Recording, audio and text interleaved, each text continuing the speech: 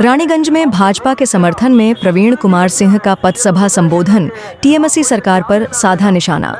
रानीगंज विधानसभा 2026 चुनाव को लेकर राजनीतिक गतिविधियां तेज हो गई हैं। इसी क्रम में उखड़ा शंकरपुर मोड़ पर भाजपा प्रत्याशी पार्थो घोष के समर्थन में एक पथसभा का आयोजन किया गया। इस सभा को उखड़ा आदर्श हिंदी हाई स्कूल के प्रधानाचार्य श्री प्रवीण कुमार सिंह ने संबोधित किया। सभा को संबोधित करते हुए प्रवीण कुमार सिंह ने तृणमूल कांग्रेस की राज्य सरकार पर तीखा हमला बोला। उन्होंने कहा कि जिस राज्य का शिक्षा मंत्री ही भ्रष्टाचार के आरोपों में घिरा हो, वहां की सरकार से विकास की उम्मीद करना मुश्किल है।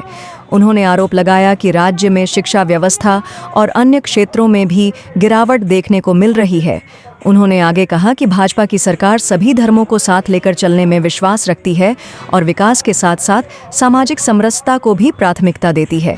उन्होंने लोगों से अपील की कि वे आगामी चुनाव में भाजपा प्रत्याशी पार्थो घोष को भारी मतों से विजयी बनाएं, ताकि क्षेत्र में विकास की नई दिशा तय हो सके। सभा के दौरान भाजपा कार्यकर्ताओं और समर्थकों की अच्छी खासी भीड़ देखने को मिली और पूरे कार्यक्रम में उत्साह का माहौल बना रहा। यह पथसभा चुनावी माहौल को और तेज करने वाली साबित हो रही है। स्कूल के प्रधानाध्यापक हैं, एक शिक्षक मेरे प्रधान शिक्षक होने के बावजूद भी आज आपने बीजेपी में शामिल होने का निर्णय लिया है। क्यों? मैंने ऐसी क्या बात हो? ये प्रधानाध्यापक पश्चिम बंगाल का प्रधानाध्यापक है, जो सत्य के साथ लड़ना सीखा है। सोनार बांग्ला का प्रधानाध्यापक है।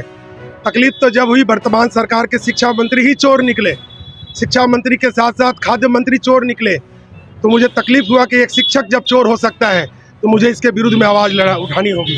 और उसकी आवाज़ उठाने के लिए मुझे जो सरकार नज़र आई, जो कंधे में कंधा मिला करके चल सकता है, वो है भाजपा की सरकार। और इसी कारण से मैंने भाजपा का साथ दिया है कि मैं आगे बढ़ूँ और अपनी बातों को उठाऊँ। इस चुनाव में युवाओं को क्या संदेश देना?